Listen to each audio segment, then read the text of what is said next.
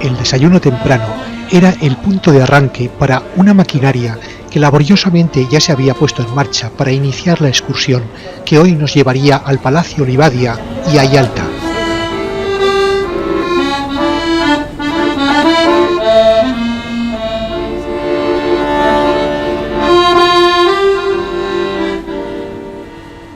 El general Batutin esperaría anclado justo al lado del muelle del Conde, mientras los autobuses esperaban dispuestos para acogernos por nacionalidades.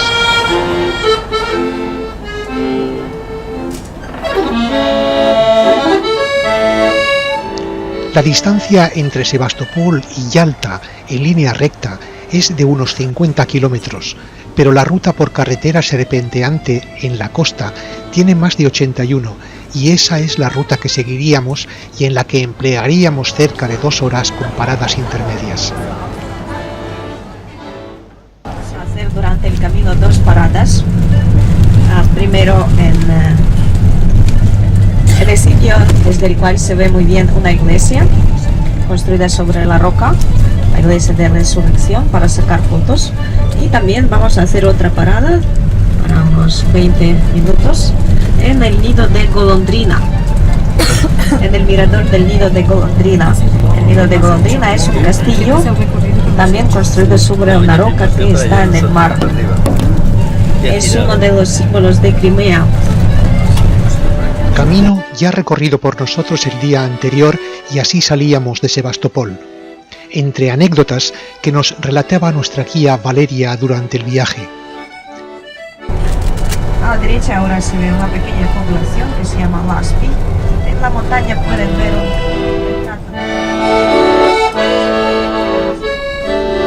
En este mismo momento pasábamos por encima de la dacha de Gorbachov al lado del mar, con forma de chalet suizo que él mismo eligió. En 1991, Gorbachov junto con su familia fue retenido durante 2 días y no pudo comunicarse con nadie. Gorbachov fue liberado por los militares que llegaron de Moscú al aeropuerto Berdyansk, que estaba cerca de Sebastopol. Rusia, Ucrania y Bielorrusia proclamaron su independencia y firmaron un documento que puso fin a la URSS. La Unión Soviética dejó de existir.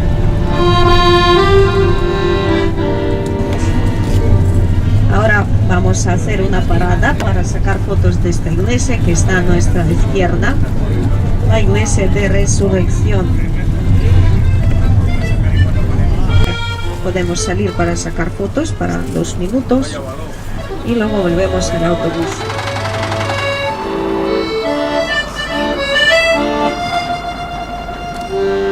El 29 de octubre de 1988, el zar Alejandro III y su familia viajaban de Crimea a San Petersburgo. El tren tuvo un grave accidente cerca de la ciudad de Gorki, en el que fallecieron 21 personas. A los ojos de la Iglesia Ortodoxa rusa, la salvación de la familia imperial fue un caso de intervención divina. La Iglesia de la Resurrección fue mandada a construir por el magnate moscovita del té Alexander Kuznetsov en conmemoración de la milagrosa supervivencia del zar. Más tarde, en la época de Gorbachov, la devolvieron al culto y hasta la esposa de Gorbachov donó su propio dinero para la reconstrucción de esta iglesia. Una espalda de dragón y la montaña tiene un volcánico. Ahora se ve muy bien de frente del autobús. Y decidieron hacer un túnel de 150 metros.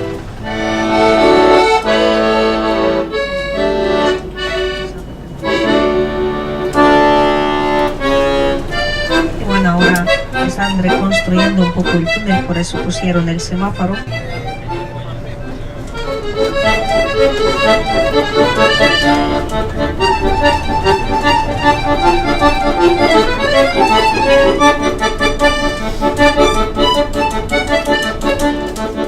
Estábamos llegando al nido de golondrina, al pie del monte Aipietri, de 1.234 metros de altura, donde hay un teleférico que sube arriba. 1.234 metros. Hay un teleférico que sube arriba. Y en esta montaña también la subió Nicolás II, junto con su esposa. En el Palacio de Livadia se conserva una foto. Construido en 1912 por un millonario alemán y situado en la cima de un acantilado de 40 metros de altura está el nido de golondrina. Sufrió daños importantes en un terremoto en 1928, en el que parte del acantilado sobre el que se sustenta cayó al mar. En la actualidad funciona como restaurante.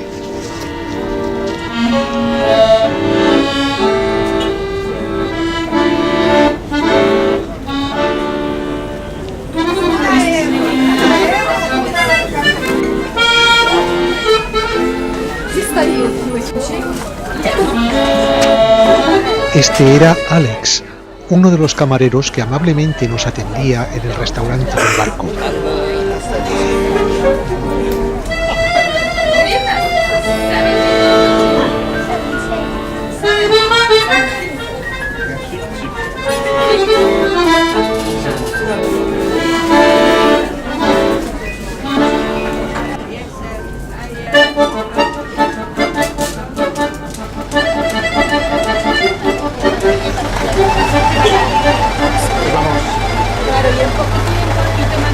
Estábamos llegando ya al Palacio de Livadia, a 3 kilómetros de Yalta. La conquista de Crimea por los rusos al Imperio Otomano supuso también el descubrimiento de un clima benigno y curativo que enseguida atrajo a los nobles y aristócratas de la corte de los zares, deseosos de huir de los rigores del invierno en la capital del imperio.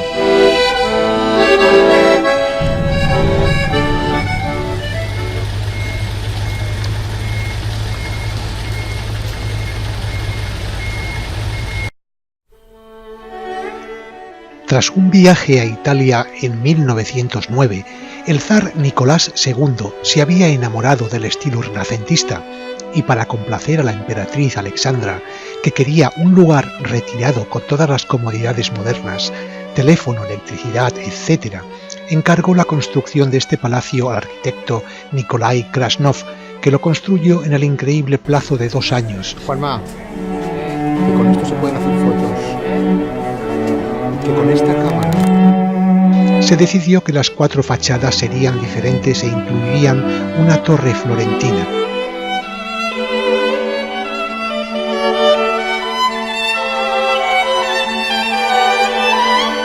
Nicolás II, el último zar ruso, y su familia pasaron en el palacio solo 4 veranos, de 1911 a 1914.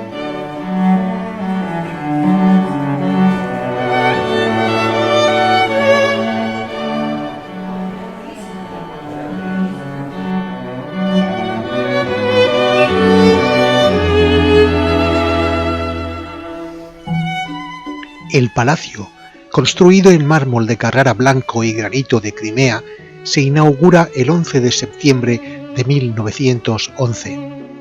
Contiene 116 habitaciones entre salones y diferentes estilos de apartamentos. Tiene también un patio italiano y otro morisco.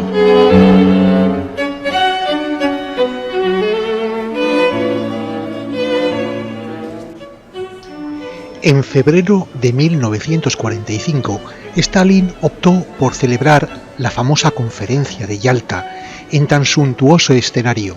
Aún se conserva la mesa redonda donde se reunieron las delegaciones, así como el ajardinado patio interior donde cavilaban entre sesiones.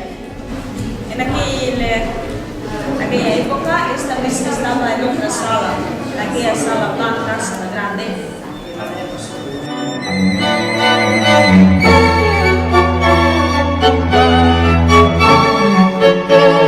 La conferencia de Yalta se celebró del 4 al 11 de febrero de 1945.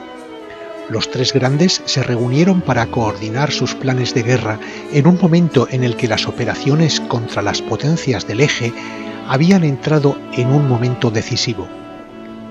Churchill, Roosevelt y Stalin intentaron llegar a un acuerdo lo más amplio posible sobre los puntos de fricción que les separaban en lo referente al futuro de una Europa que ya estaba prácticamente liberada de la dictadura hitleriana. Entonces estamos en el comedor de gala. Era el comedor de gala en la época de Nicolás II. Aquí celebraron el primer baile de su hija.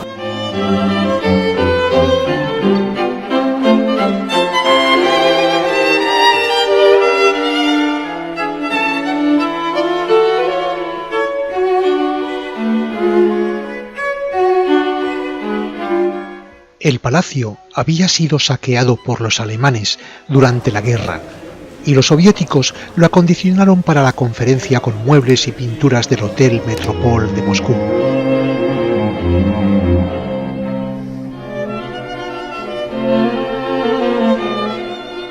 Sin embargo, solo Roosevelt se hospedó en este palacio, ya que Stalin se alojó en el palacio de la familia Yusupov en Crimea, que se había convertido en una de sus dachas favoritas. Churchill se hospedó en el palacio Vorontsov, uno de los palacios más grandes y antiguos de Crimea, que recuerda a una gran mansión inglesa. Y la lámpara de Murat. Y también la chimenea hecha con la piedra nievasa, la piedra muy dura. En la época de la conferencia, en este palacio decidieron alojar a Roosevelt para su comodidad porque se movía en la silla de ruedas. Y aquí estaba el despacho de Roosevelt.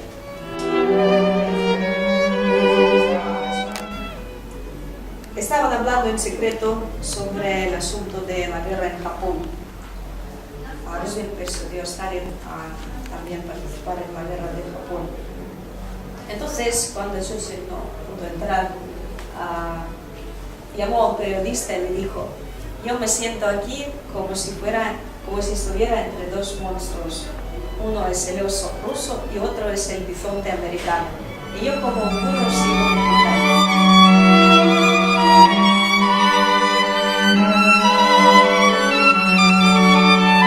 En la conferencia de Crimea se firmó la Carta Fundacional de las Naciones Unidas y se extendió la opinión de que los tres líderes mundiales diseñaron aquí un nuevo mapa de Europa y se repartieron las zonas de influencia del mundo.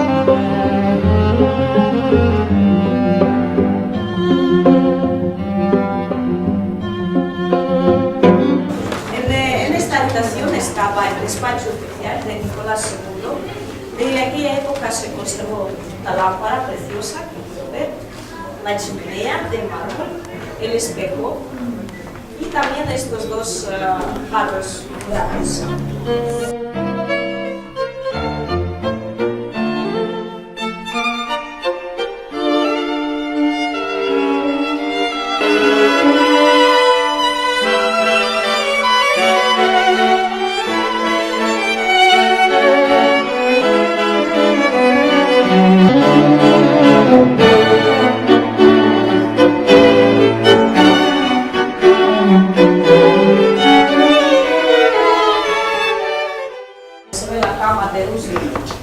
Están preparando dos mujeres soviéticas.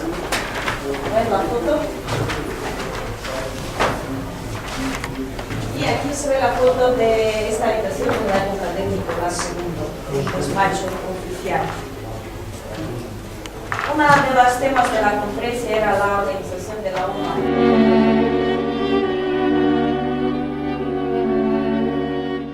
La habitación de Roosevelt se situó en el antiguo despacho del zar Nicolás. Como comodidades añadidas, se había reformado un baño de acuerdo a las necesidades de la invalidez de Roosevelt. Y un entrenado equipo de agentes de la NKVD se presentaron dispuestos a ejercer de competentes mayordomos.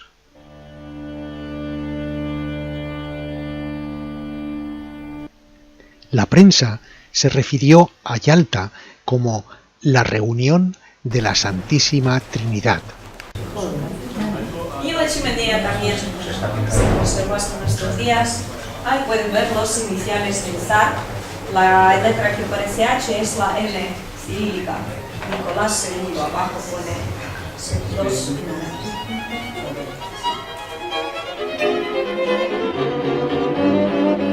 Aquí se sentaron, Roosevelt estaba dando la última cena de la conferencia, firmaron los documentos y lo firmó el último. Después de firmar italiano, y sacaron aquella foto muy famosa. A pesar de morir hacía buen tiempo, comieron media tonelada de caviar. Pero eran 700 personas, junto con los ministros, con los traductores, militares, etc. Y tomaron mucho champán.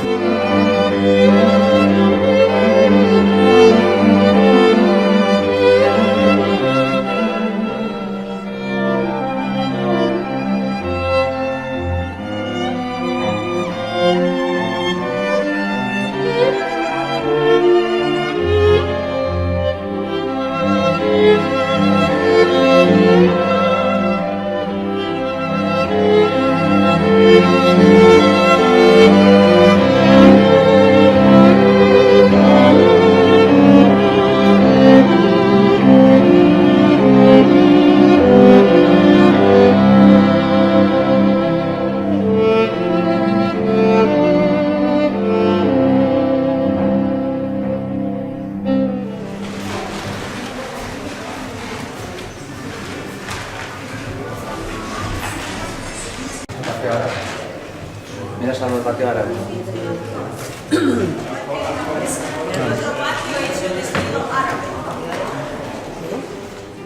La planta superior del palacio parece permanecer intacta desde los tiempos de la familia real. Todo está igual que en la época en la que la familia del zar vivió aquí entre 1911 y 1917.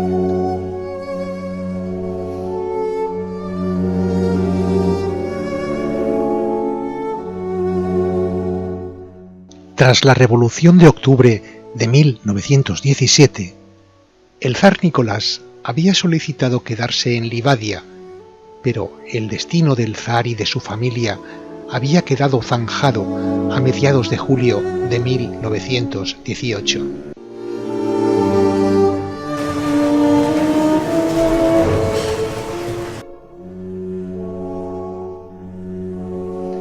Este era el gabinete privado del zar Nicolás, decorado con las ideas más modernas de la época, paneles de arce de color claro que combinan con el gris verdoso de la chimenea de diorita y objetos en bronce. La subasta lo compró la persona muy rica, tiene $5.000 y lo regaló al Palacio de Livadia. Y en el tapiz podemos ver al zar, a su esposa y su hijo o Alex. Aquí podemos ver la foto.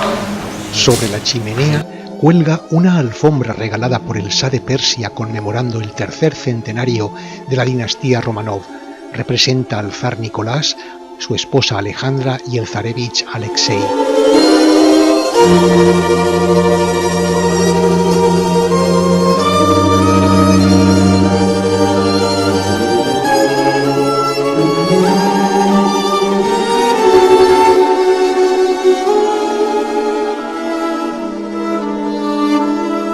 Una familia marcada por la hemofilia.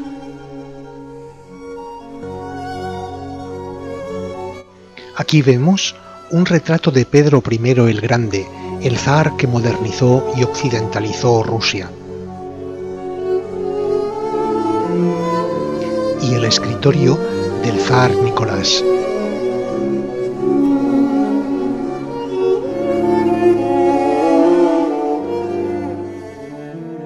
La estancia luminosa transporta, sin embargo, a los hechos sombríos que acaecieron a la familia imperial.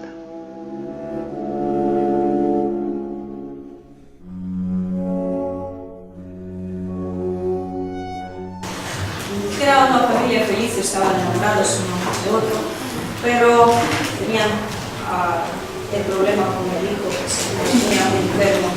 Alexis. Y también sus 4 hijas, que eran unas chicas muy guapas, muy educadas, pero no podían encontrar maridos porque también llevaban esta enfermedad.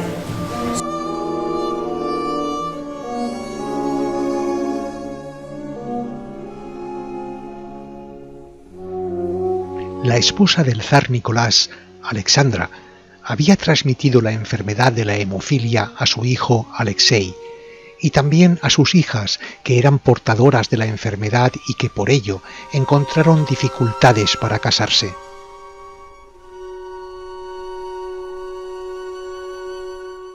Se dice que en una de las visitas a palacio del monje visionario Rasputín había curado temporalmente al zarevich.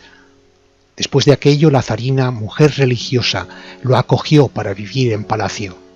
Grigori Rasputín irrumpió en la vida de la zarina Alejandra y también en la política rusa.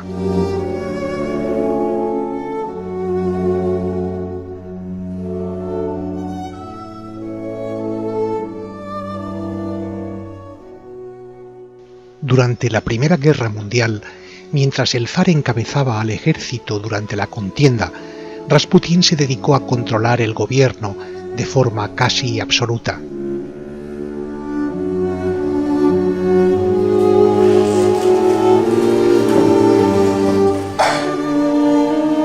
El pueblo se levantó en armas. La pobreza, el descontrol político, la inseguridad en Rusia crearon los primeros focos pre-revolucionarios y anarquistas, mientras que la corte rusa se escandalizó por su forma de llevar el gobierno y por sus hazañas libertinas. El zar Alejandro III y su esposa María Fiodorovna, padres de Nicolás, eran profundamente antialemanes y no querían permitir que su hijo se casara con una mujer alemana, aunque finalmente, ya gravemente enfermo, accedió a la boda.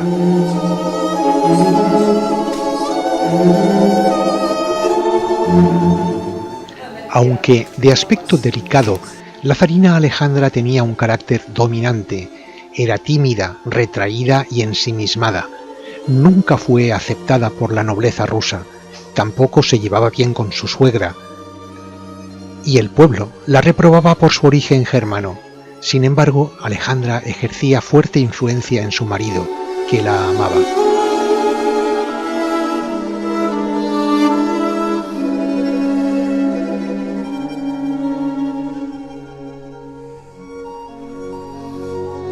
Alejandra formó parte oficial en los funerales de Alejandro III, aunque todavía no estaba casada con Nicolás.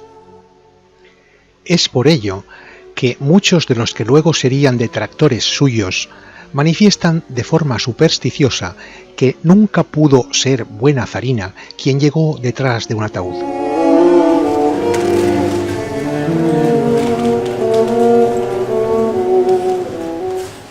Una de las aficiones de la familia Romanov era el novedoso invento de la fotografía.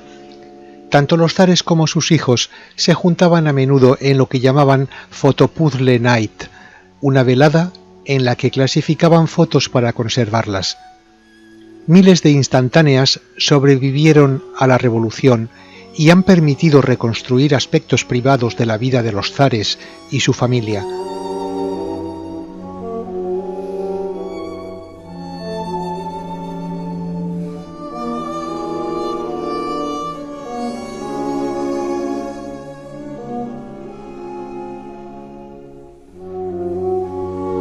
Este era el comedor privado de los zares. En el Museo Hermitage de San Petersburgo se conservan más de 15.000 piezas únicas producidas entre los siglos XVIII al XX por los principales fabricantes de porcelana del momento: Sèvres en Francia, Wedgwood en Inglaterra o Meissen en Alemania.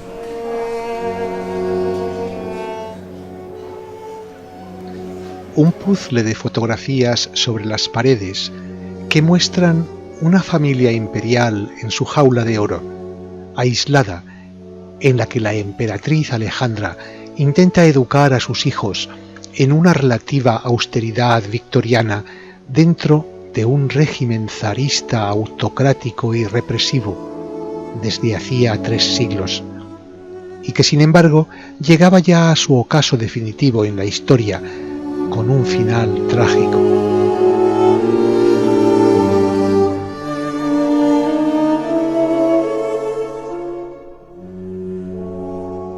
Los hechos son bien conocidos y, aunque hay antecedentes, sitúan su comienzo en el 9 de enero de 1905, desde el llamado Domingo Sangriento, un punto de inflexión para la fe que el campesinado mantenía en el zar.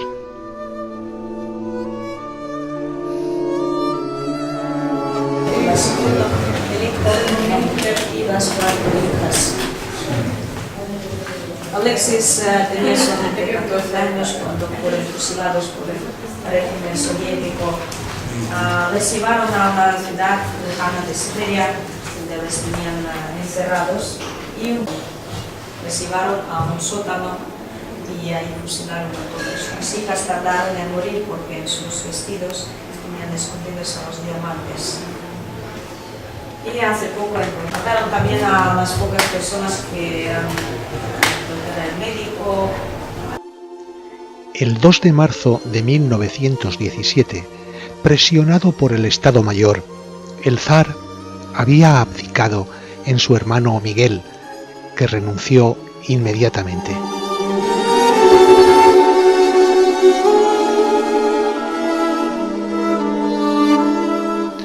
Junto con su familia, el zar fue retenido por primera vez en el complejo de Tsarskoye Selo, donde se halla el palacio de Catalina, cerca de San Petersburgo.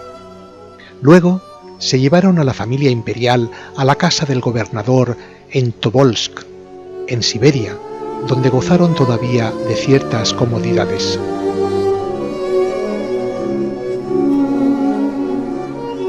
En octubre de 1917, sin embargo, cuando los bolcheviques tomaron el poder al gobierno provisional, son finalmente trasladados a la casa Ipatiev en Ekaterimburgo, en los Urales, a 1700 kilómetros de Moscú. En un sótano. Ese fue el escenario del magnicidio.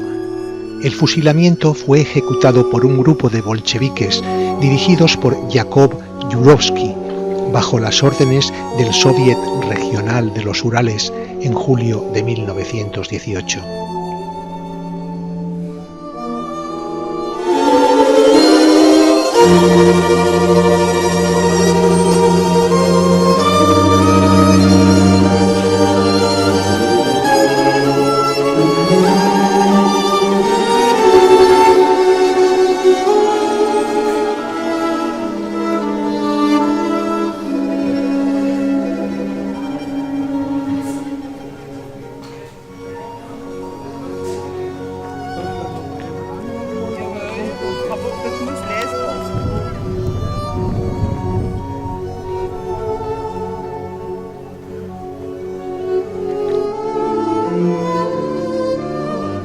A 3 kilómetros de Livadia está la ciudad de Yalta, y nuestro viaje continuaba hasta allí.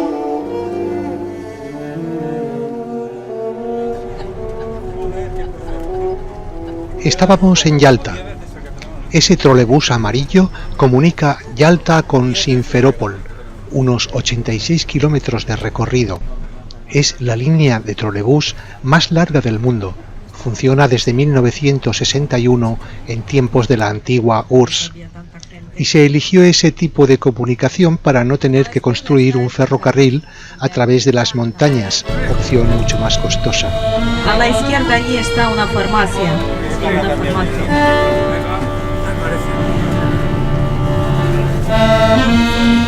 Recibíamos las últimas recomendaciones de Valeria antes de bajar del autobús en la plaza principal de Yalta, que desemboca en el malecón con un monumento a Lenin en el centro. Y es el malecón, al final del malecón hay playas también. El paseo marítimo, la calle principal de Yalta. Hemos recorrido el centro, esta parte es peatonal, aquí pueden pasear. Tenemos más de 2 horas, a las 3:10. Hay que volver al autobús, sí. Hay muchos cafés, restaurantes por esta zona. Pueden ir a algún café a tomar algo. Ese día, en el barco, nos habían entregado solo un tentempié de comida. Teníamos que buscar un sitio para comer en las 2 horas libres que nos habían dado.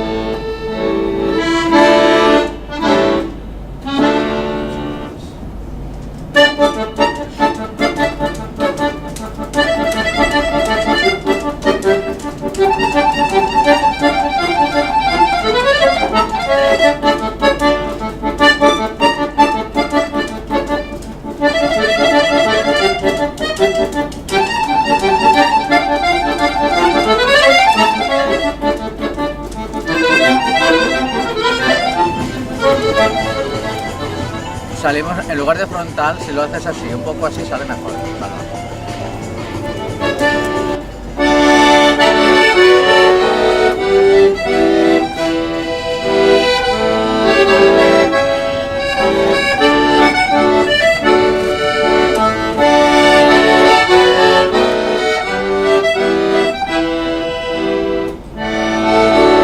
Un icono en marcas de motocicleta, las Harley Davidson, expuestas al inicio del paseo.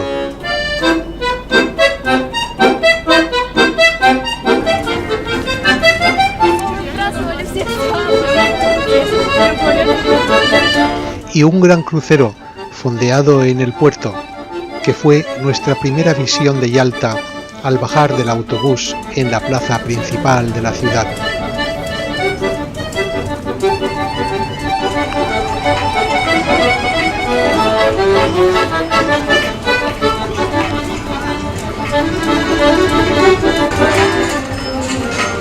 Ay, por todos los lados está, mira, el anuncio del ballet de Moscú.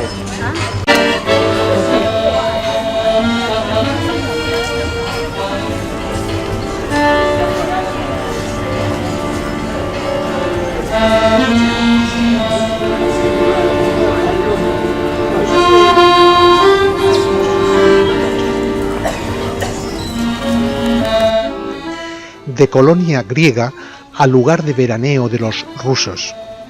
Los médicos descubrieron las propiedades medicinales de este clima y de estas aguas de baja salinidad.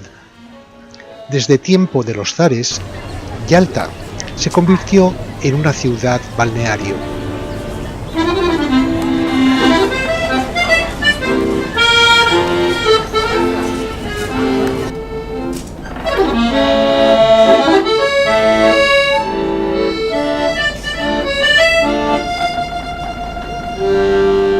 Paseando encontramos oficinas bancarias, restaurantes, cafés, clubs y tiendas de ropa, joyas y artículos electrónicos.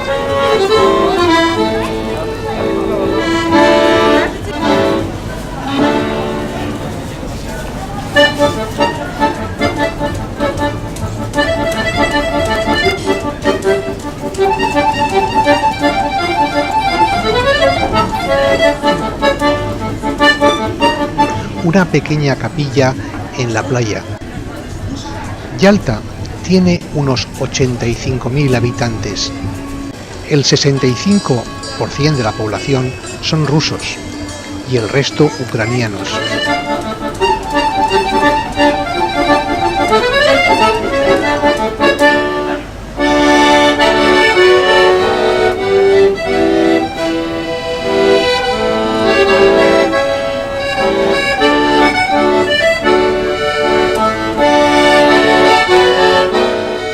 Las playas aquí no son de arena fina, sino de pequeños cantos rodados.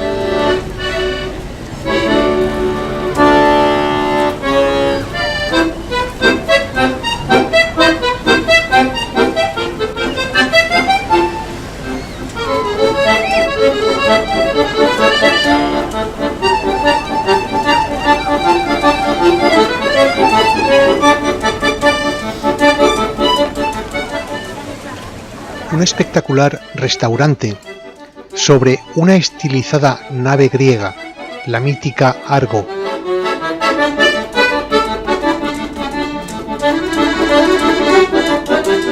Yalta fue centro comercial para los aristócratas rusos que habitaban los suntuosos palacios que se habían construido en aquella zona.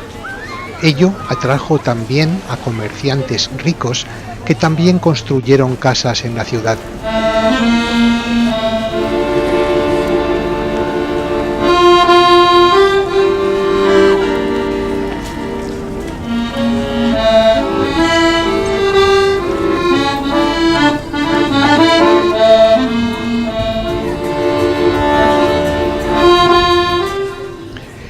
Pero ya era hora de comer y al final encontramos este teatral restaurante con arlequines.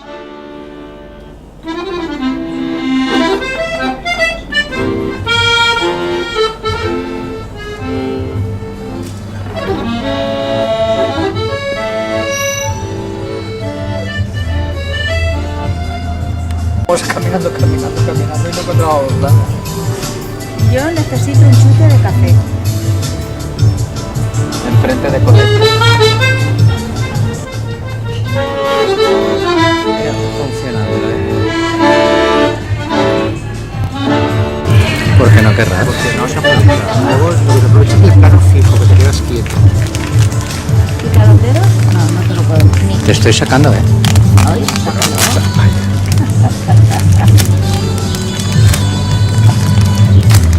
¿Ya? Luego Amparo, mira la cámara.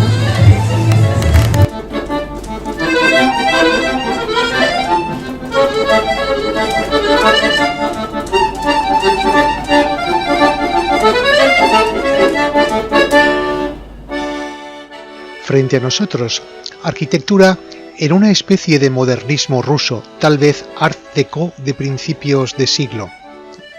Estilo que luego, tras varias etapas vanguardistas, derivaría en el llamado gótico estalinista o clasicismo proletario.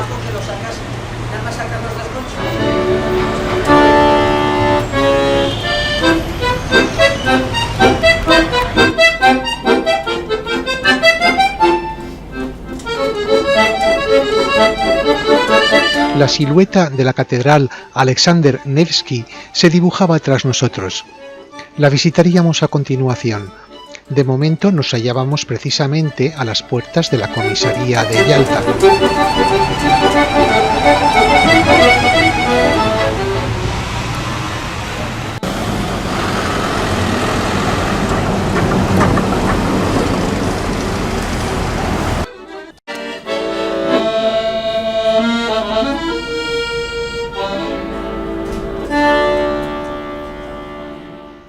El edificio de la catedral se construyó en honor a Alejandro II de Rusia, abuelo de Nicolás II, que fue asesinado en 1881 a manos de la Narodnaya Volia, organización revolucionaria rusa.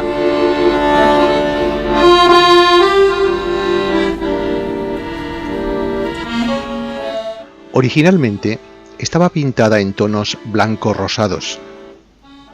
La inauguración fue el 4 de diciembre de 1902, con la presencia del zar Nicolás II de Rusia, su familia y su séquito.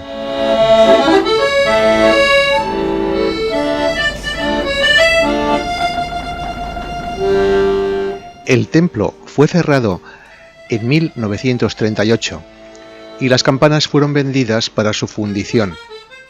En la catedral funcionó un club deportivo. Sobre nosotros pasaba el funicular que llega hasta un mirador.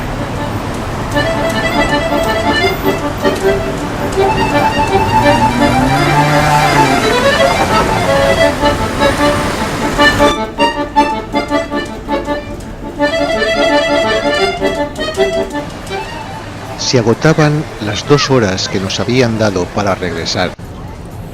Debían ser alrededor de las 3 de la tarde. Y dábamos nuestra última mirada a Yalta.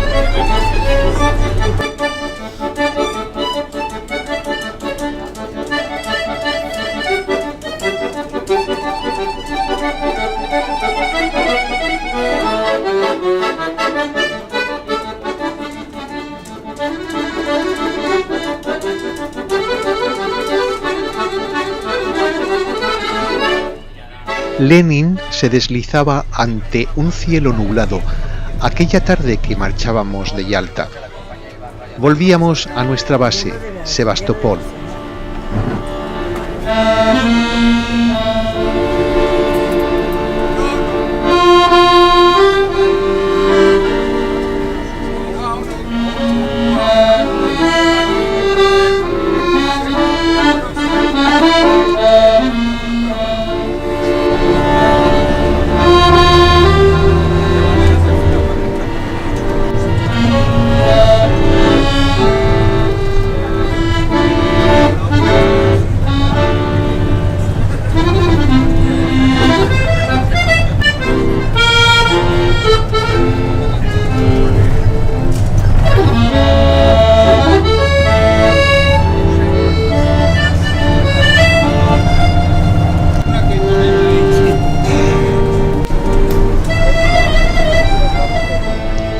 Valeria, junto con Ginis, el conductor, nos señalarían más montañas de formas caprichosas sobre el paisaje mediterráneo, tan añorado por los rusos.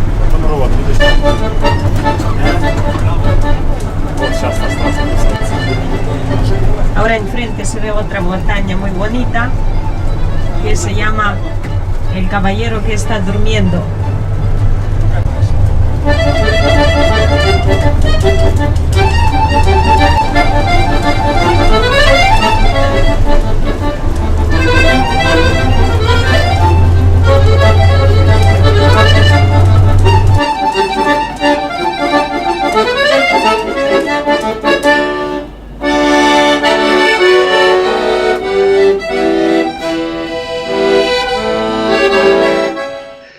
Lo cierto es que llegábamos sobre las 5 de la tarde.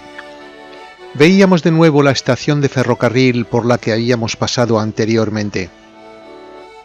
El ferrocarril comunica Sebastopol con Odessa, unos 550 kilómetros, en 16 horas. Un buen atracón de tren. El autobús tarda unas 6 horas, bastante menos, aunque es algo más caro.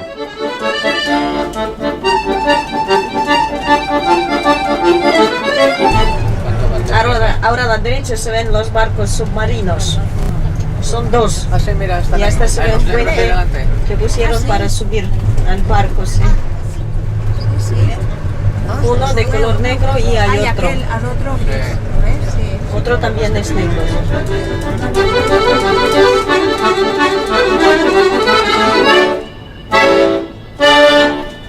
Teníamos la tarde libre y nuestro paseo comenzaba en el Teatro Anatoly Lunacharsky de Sebastopol, inaugurado en 1956.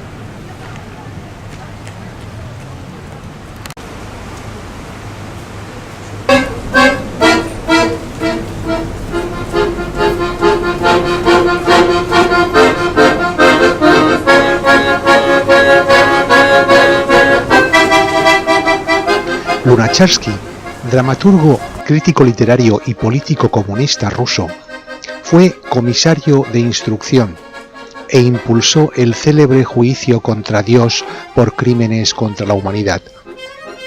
En 1918. Durante 5 horas se colocó una Biblia en el banquillo de los acusados. Al final, Dios fue declarado culpable.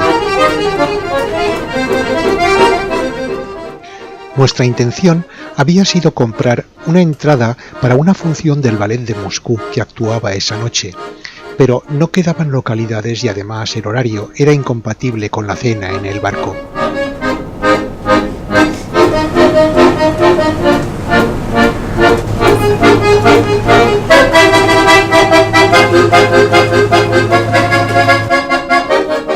A finales de septiembre, el despuntar del otoño era una preciosa primavera en Sebastopol.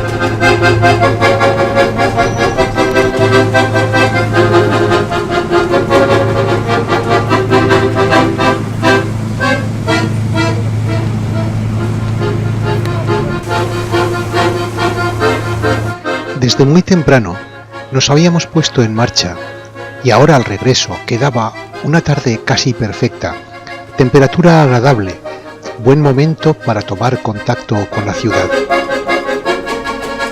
Un relajante paseo por la zona de la bahía de Artillería era perfecto para concluir la jornada y descubrir nuevas miradas sobre Sebastopol.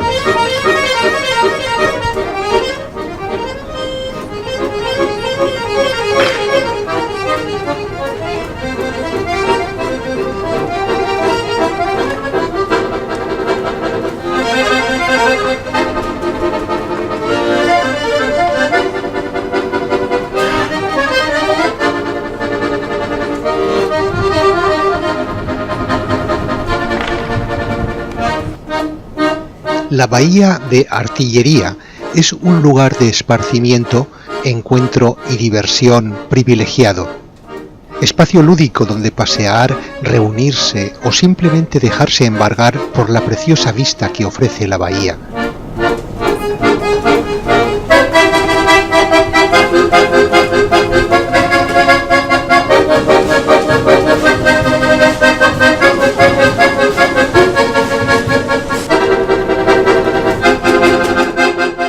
De pronto, una música llegaba hacia nosotros, pero no se descubría a la vista de dónde provenía.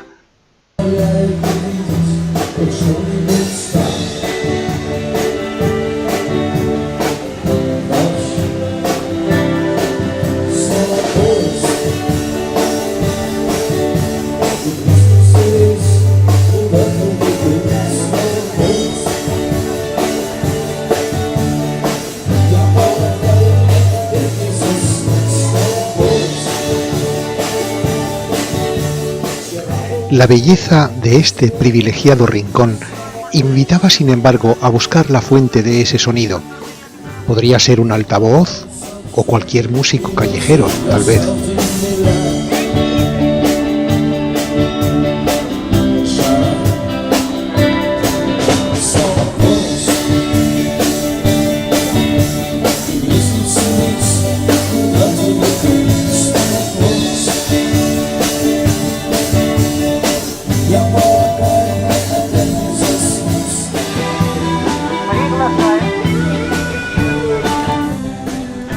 Un jilguero confiado, pegándose un atracón, ¿podría dar alguna pista?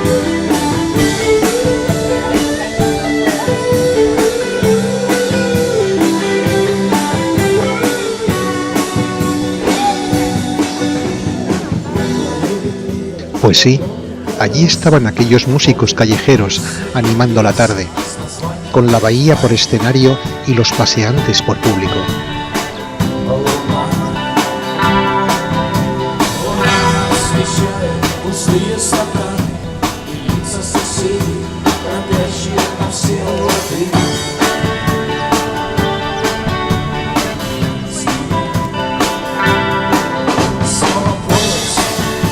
Los meses más calurosos en esta ciudad, julio y agosto, la temperatura media es alrededor de 26 grados durante el día y alrededor de 19 grados por la noche. También la temperatura del agua del mar ronda los 20 grados en esas fechas.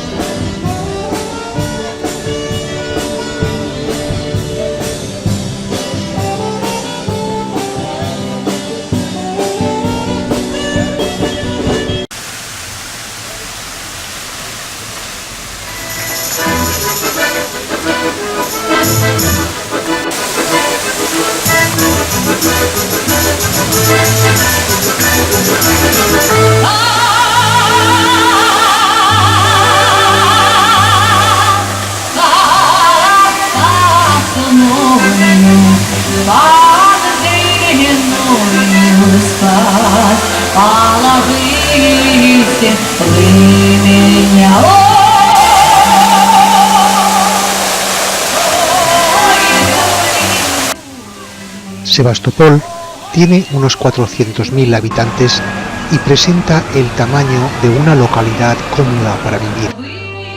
Nuestro paseo seguía imbuido en la vida cotidiana de la ciudad.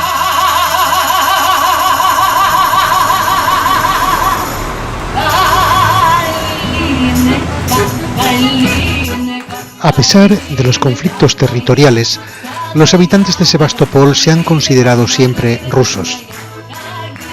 La medalla de oro de Lenin y la estrella de oro fueron concedidas a la ciudad por el Presidium Supremo.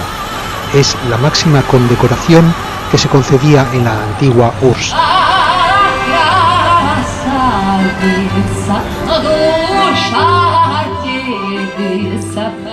La ya familiar Plaza Najimov y al fondo el embarcadero del Conde.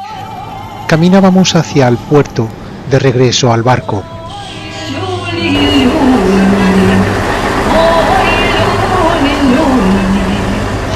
Los autobuses El Torero que nos habían transportado abandonaban ya el puerto, pues hoy había sido la última excursión.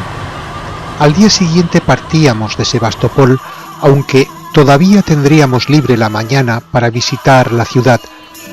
El barco zarparía por la tarde.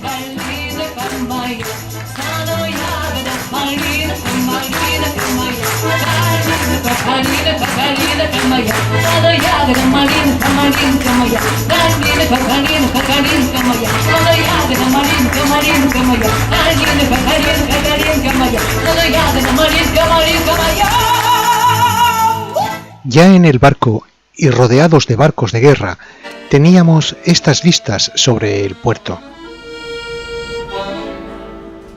Solo en Sebastopol hay alrededor de 19 pequeñas bahías que conforman espacios propicios para la construcción de puertos, lugares que a su vez conforman una notable belleza paisajística.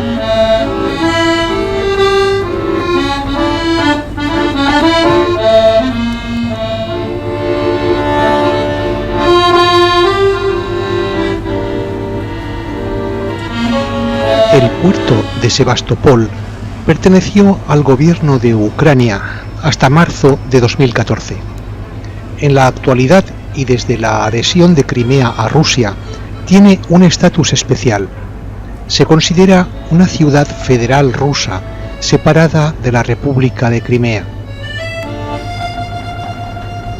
Recordemos que Crimea fue regalada por Khrushchev a Ucrania en 1954 como un signo de amistad entre la Rusia soviética y la Ucrania soviética.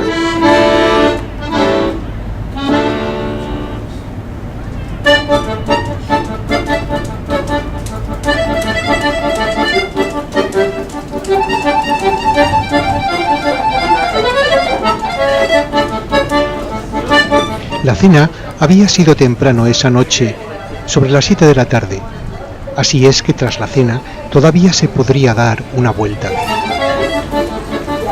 Ahora bajábamos la escalinata del embarcadero del Conde, mientras el atardecer mostraba su atractiva belleza ante nosotros en este peculiar lugar.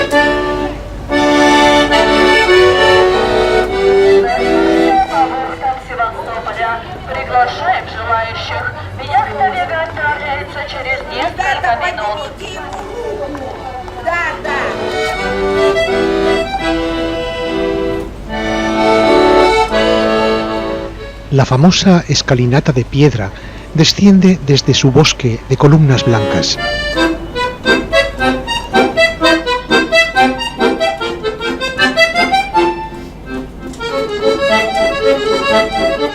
Ahora veremos una placa que conmemora la fecha de 1920, cuando el ejército blanco embarca huyendo del ejército rojo durante el periodo de guerra civil rusa que enfrentó a los militares del ex ejército zarista con los militares del nuevo gobierno bolchevique.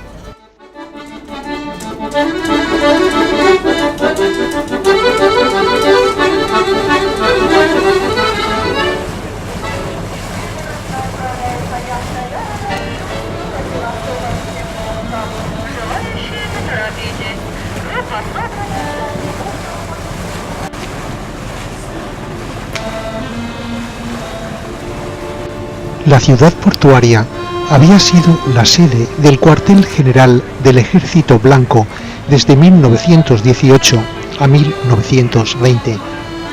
Nosotros paseábamos ahora por tan emblemático lugar mientras una viva actividad de pequeñas embarcaciones en el puerto daba intensidad al hermoso atardecer.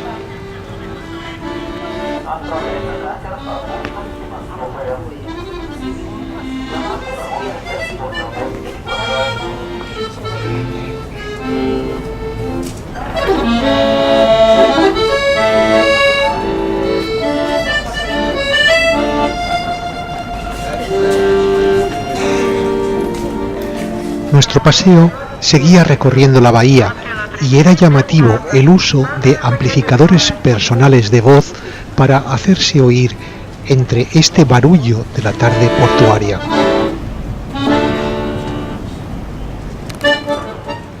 El muelle del Conde, escenario de la historia, la Real y un teatro al aire libre, escenario de historias representadas.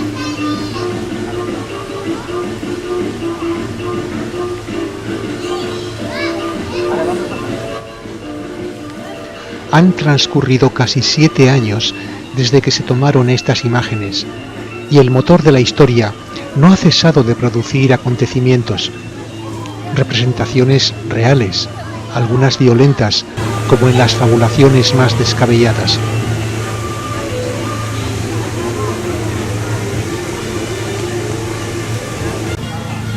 Tras tanta historia pasada, la gente seguía disfrutando de la agradable brisa de la tarde y allí seguían los músicos incansables, con sus acordes que se proyectaban contra el mar en calma.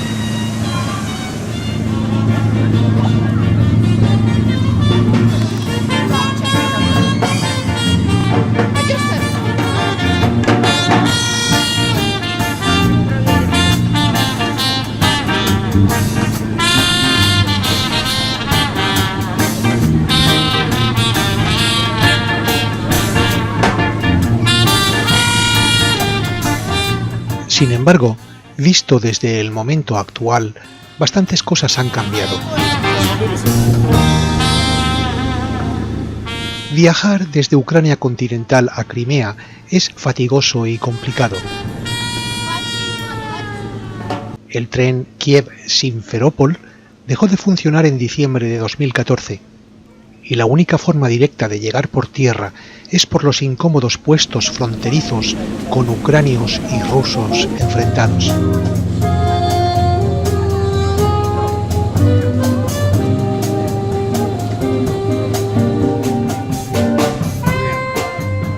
Vejatorios registros, inquisitivos interrogatorios, permisos especiales y horas de espera caracterizan la experiencia, y los taxistas que cubren el trayecto aseguran dar sobornos regulares en uno y otro lado.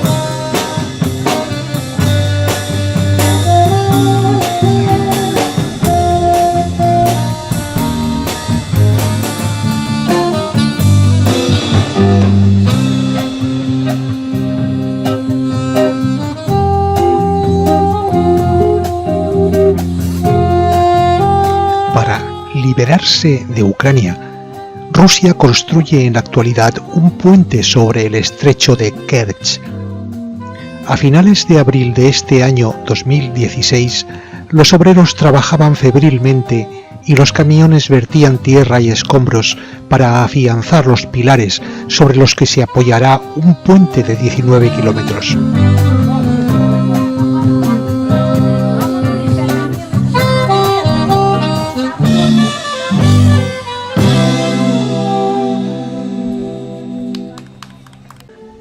De cumplirse las previsiones, el puente estará listo a finales de 2018 para el tráfico automovilístico y a mediados de 2019 para el ferroviario.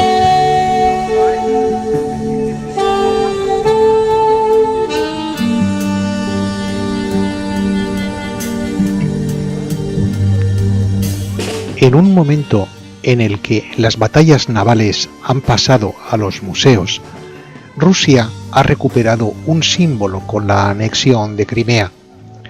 Pero hoy en día, legalmente, Sebastopol es una cosa complicada. Es un lugar que oficialmente no pertenece a Crimea y que tampoco es de Ucrania, aunque la mayoría de los habitantes de la ciudad tienen la sensación de haber regresado al orden del pasado.